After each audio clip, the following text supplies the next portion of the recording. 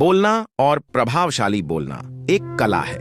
इस कला में माहिर होने के लिए कुछ प्रयास करने पड़ते हैं। यह भी सही है कि कई लोगों को बोलने में जन्मजात महारत हासिल होती है, लेकिन जरूरी नहीं है कि संवाद कला में जन्मजात महारत हासिल लोग ही अपना प्रभाव जमा सके। जब प्रतिभाशाली और मेहनती लोगों के मन में प्रभावी बातचीत या भाषण की कला न होने से हीन भावना आ जाती है और उनकी तरक्की की राह में बाधा बन जाती है, तो मुझे बेहद दुख होता है।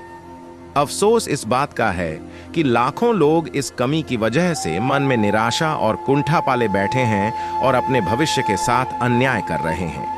यदि आप समझते हैं कि आपको जीवन में कभी समूह के सामने या मंच पर कोई भी प्रस्तुत देने की आवश्यकता नहीं पड़ेगी, तो आप गलत सोचते हैं।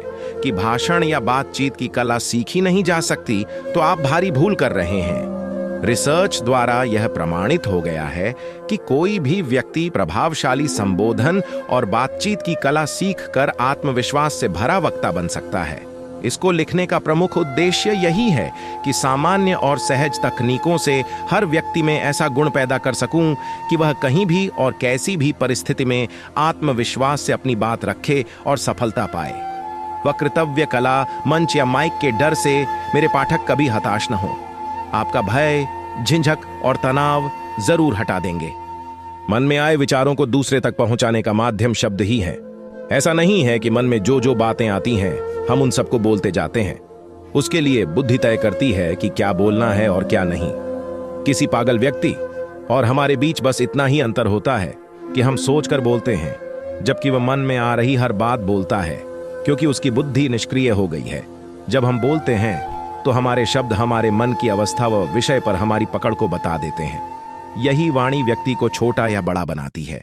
व्यक्ति कितना भी बुद्धिमान हो, पर बोलने की कला न जानता हो या अपनी बात को ठीक प्रकार से पेश न कर पाता हो, तो आज के समय में उसका अपने क्षेत्र में आगे बढ़ना मुश्किल सा हो जाता है। क्योंकि वाणी हमेशा दूसरे के लिए होती है और वही हमारी बात न समझ पाए, तो इसका मतलब है कि हमें बोलने की कला, आर्ट ऑफ टॉकिंग नहीं आती। हर भाषा के बोलने का अपना अपना तरीका होता है। जैसे इंग्लिश जल्दी जल्दी बोली जाती है और हिंदी धीरे धीरे बोली जाती है।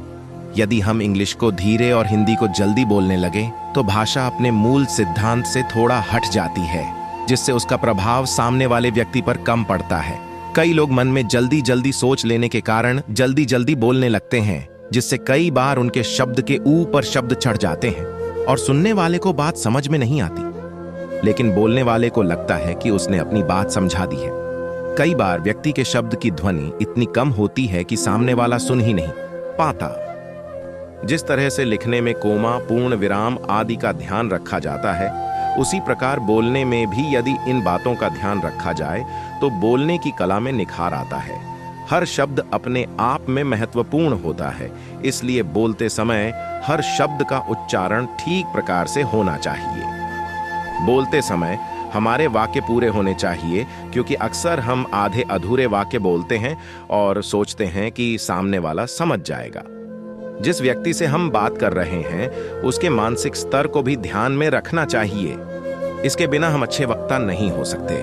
हम जब बोलें तो हमारा हर शब्द अर्थपूर्ण हो, हमारी बातों में वजन हो और वह सामने वाले को उसकी मानसिक अवस्था से ऊपर उठाने वाला हो, उसको खुश करने वाला हो, ज्ञान देने वाला हो, समस्या का निदान करने वाला हो। जब जरूरत हो तब अवश्य बोलना चाहिए, लेकिन जब जरूरत नहीं हो या आप विषय से अनभिज्ञ हो तो नहीं बोलना चाहिए। हमारे शब्द सदा सुगंध जैसे महकने चाहिए।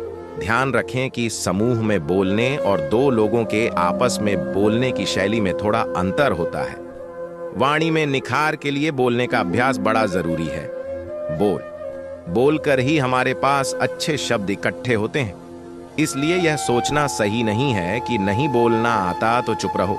जिसको अच्छी तरह बोलना नहीं आता उसके लिए मौन नहीं होता। ये तो जिसको बोलना आता है उसके लिए होता है। जैसे व्रत भिखारी के लिए नहीं, बल्कि जिसके पास भोजन है उसके लिए होता है। हम जो खाते पीते हैं उसका असर भी हमारी वाणी पर होता है। वही सूक्ष्म ऊर्जा के रूप में वाणी को जन्म देता है। आपके पास बेहतरीन मौलिक विचार है, लेकिन अन्य लोग आपके विचारों को महत्व नहीं देते।